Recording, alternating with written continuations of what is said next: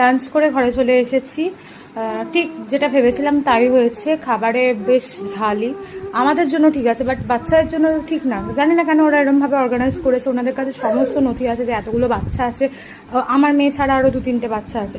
তো বাচ্চাদের কথা ভেবে অ্যাটলিস্ট ঝালটা তো একটু কম দিতে পারে খাবারে। ঝাল তো চাইলে কাঁচা লঙ্কা লোকে ইউজ করতেই পারে, আর ঝাল কম খাবার কেউ খেতে পারে না বলে আমার মনে হয় না। কিন্তু অতিরিক্ত যদি ঝাল হয়ে যায় সেই খাবার কি কেউ খেতে পারে? আমি জানি না ওনারা কেন এরকম করছেন। আমি কোনো মতে খেয়ে দিয়ে ওকে নিয়ে চলে এসেছি। আর কোথাও বেড়াতে গেলে আমি খাবারও ক্যারি করি, কোনো সমস্যা নেই, কিন্তু যদি একটু ঠিকঠাক হতো আমার মনে হয় বাচ্চাটাও খেতে পারতো। তো যাই হোক, আমি ওকে রুমে নিয়ে চলে এসেছি। ওকে এখন আমি চিড়ে খাইয়ে দেবো। চিড়ে আছে, কলা আছে, ওর মুসলি আছে, দুধ আছে, সব মিক্সড করে একটা বানিয়ে ওকে খাইয়ে দেবো। কারণ এখন অনেকক্ষণ ঘোরার ব্যাপার, কখন আবার সন্ধ্যেবেলা ব্যাক করবো জানি না। ভালো করে না খাওয়ালে ওর খিদে পেয়ে যাবে। বেরিয়ে পড়েছি। এবার আমরা এসেছি আঞ্চলা বিচে। আর আমাদের সমুদ্র মনে হচ্ছে ভীষণই উত্তাল, কাউকেই নামতে দিচ্ছে না, স্ট্রিক্টলি বারণ করা আছে। এখানে একদম বোর্ড দেওয়াই আছে। ভীষণ উত্তাল সমুদ্র।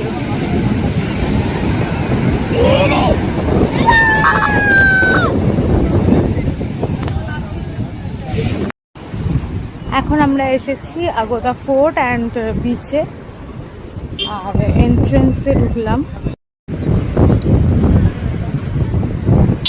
গোয়ার একটা ভীষণই ফেমাস আমরা এতক্ষণ ওই জায়গাটায় ছিলাম, আর এই যে ঢেউগুলো সব মারছে আর পুরো ওপর দিয়ে জল এরকম ওভারফ্লো হয়ে যাচ্ছে। আমার মাম্মাম এখানে ওর দাদা পেয়ে গেছে, দাদাকে সঙ্গে নিয়ে সবসময় করছে, সব সময়। দাদার এক সেকেন্ড চোখের আড়াল হচ্ছে না দাদার সাথে।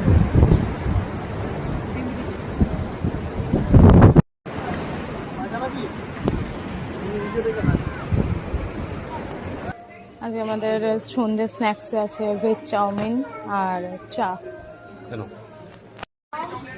পাপা কালকে রাতে এমন ডিনার খেয়েছি যে আমি ভিডিওটা এন্ড করতেই ভুলে গেছি। তো ভিডিওটা এখানে স্টপ করছি। আবার আজকে আমাদের ডে 2, আজকে থেকে নতুন ভিডিও স্টার্ট করছি। তো চলো, টাটা।